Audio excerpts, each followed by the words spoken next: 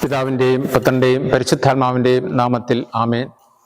ദിവ്യഗാനേശ്വരയിൽ ഏറ്റവും സ്നേഹമുള്ളവരെ, ദിവ്യഗാനനാഥൻ്റെ സ്നേഹം മറ്റൊരു തരത്തിൽ അനുഭവപ്പെട്ട ഒരു സംഭവം നിങ്ങളുമായിട്ട് പങ്കുവയ്ക്കുന്നത് ഇപ്രകാരമാണ്.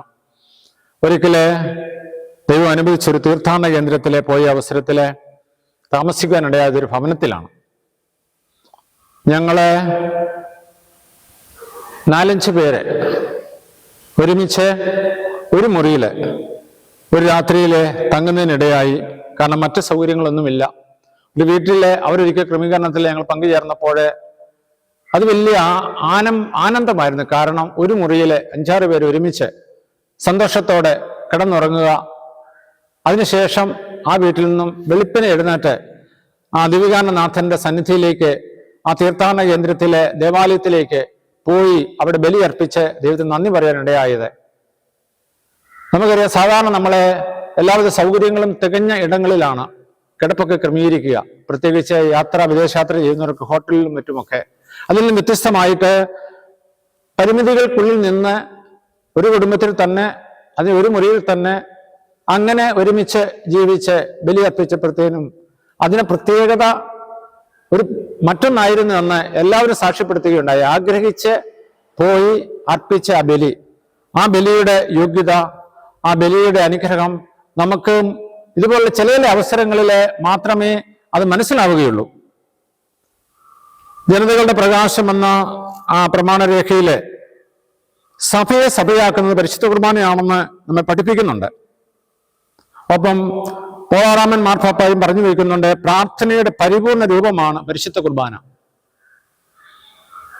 വിശുദ്ധ ജോൺ മരി വികാരി പറയുന്നു, പരിശുദ്ധ കുർബാനയുടെ യഥാർത്ഥ മഹത്വം അറിഞ്ഞിരുന്നെങ്കിൽ എത്രയോ തീക്ഷ്ണതയോടെ നാം അതിനെ പുൽകുമായിരുന്നു. നമുക്ക് കേരളത്തില് മുട്ടിന് പള്ളിയുള്ളത് കൊണ്ട് പരിശുദ്ധ കുർബാനയുടെ അത് സംബന്ധിക്കുന്നതിനുള്ള അതൊരു വലിയ വെല്ലുവിളികളൊന്നുമില്ല. കാരണം എപ്പോഴും ക്രമമായിട്ടുണ്ട്. ഒരിടത്തല്ലെങ്കിൽ മറ്റിടത്ത് പോയി സംബന്ധിക്കാം. പക്ഷെ ഇതൊന്നും ഇല്ലാത്ത ഇടങ്ങളിൽ പരിശുദ്ധ കുർബാനയ്ക്ക് വേണ്ടി ദാഹിക്കുന്ന 100 കണക്കിന് മക്കളുണ്ട്.